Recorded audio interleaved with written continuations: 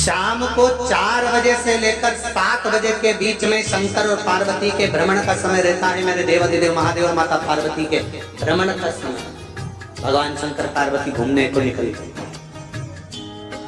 इसलिए हमारा सनातन धर्म कहता है शाम के समय पर माताओं को झाड़ू नहीं लगाना चाहिए, शाम के समय पर माताओं को चूड़ी बिछिया नहीं बदलना चाहिए, शाम के समय पर माताओं को मांग में सिंदूरा नहीं भरना चाहिए, शाम के समय पर माताओं को बाल नहीं बांधना चाहिए, शाम के समय पर माताओं को चौखट पर नहीं बैठना चाहिए। उसका कारण क्या है?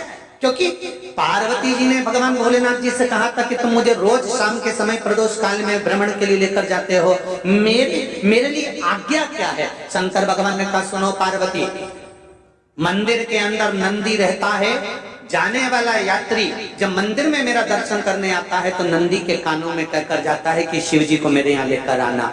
मैं नंदी के अनुसार उनके घर जाता हूँ।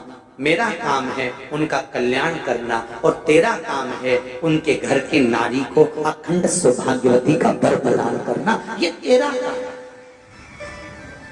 तब पार्वती माता ने कहा अखंड सौभाग्यवती होने का वर मैं तो दे दूंगी, पर उस समय पर माताएं चूड़ी बदल रही होगी, हाथ से चूड़ी निकाल रही होगी तो मैं वर कैसे दे सकती हूँ? मांग भर रही होगी तो मैं वर कैसे दे सकती हूँ? उस समय पर चूड़ी बिछिया बदला जा रहा होगा तो मैं वर कैसे दे सकती हूँ? उस समय पर झाड़ू लग रही होगी तो मैं लक्ष्मी को वहां कैसे भेज सकती हूँ? आप बताओ। तो शंकर भगवान ने कहा प्रदोष का समय एक ऐसा समय होता है, शाम का समय ऐसा होता है जिस समय पर केवल शंकर और पार्वती की आराधना का समय होता है।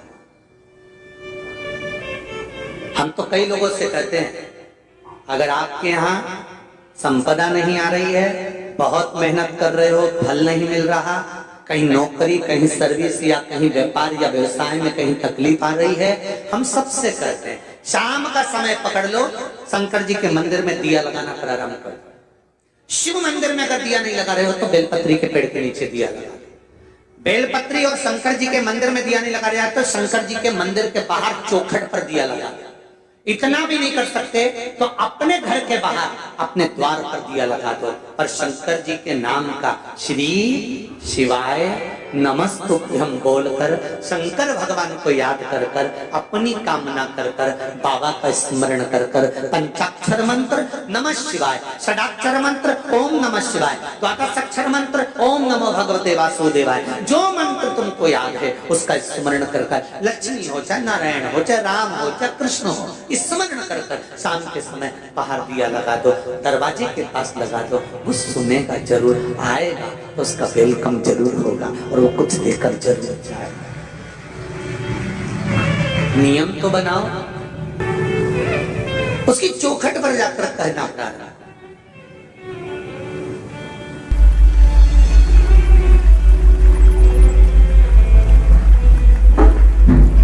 बृहस्पति महाराज ने कहा कि शाम का समय जो प्रदोष का समय होता है उस समय पर इंद्रदेव तुम शंकर जी की आराधना करो।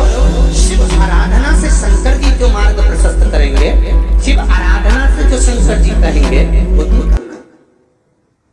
ठीक है, आराधना करी बाबा भोलेनाथ जी।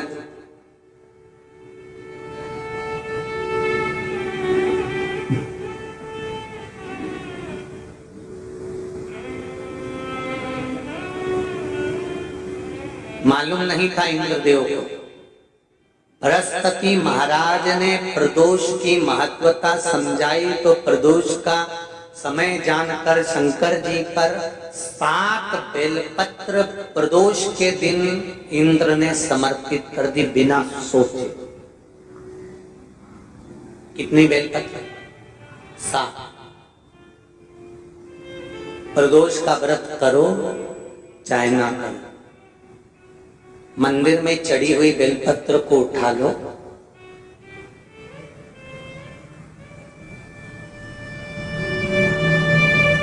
बेलपत्र का ब्रह्म कमल बना लो,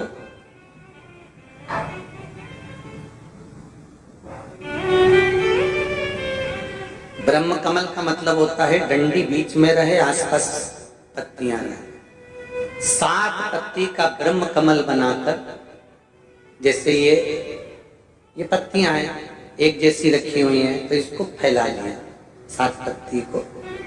आपस में फैलाकर ब्रह्म कमल बनाए। प्रदोष का व्रत करें ना करें, जरूरी नहीं है कि वृक्ष से ही पत्ती लेकर आओगे तो ही शंकर जी को चढ़ाओगे। शिव जी पे से चढ़ी हुई उठाकर धोकर ब्रह्म कमल बनाकर बाबा से विनय कर कर, हे प्रभु आज मैं इस काम के लिए जा रहा हूं, बाबा मेरा यह कार्य है, बोलकर श्री शिवाय नमस्तुभ्यम बोलकर शिवलिंग पर समर्पित कर दो। दिन भर के प्रदोष व्रत का फल बाबा एक बेलपत्री समर्पित करने पर ही प्रदान कर देता है। शिव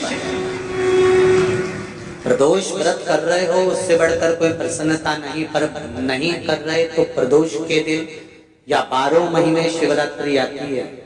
अगर आपको ये वीडियो पसंद आई है तो आप वीडियो को लाइक जरूर कर दें, चैनल को सब्सक्राइब करके जरूर रख लें।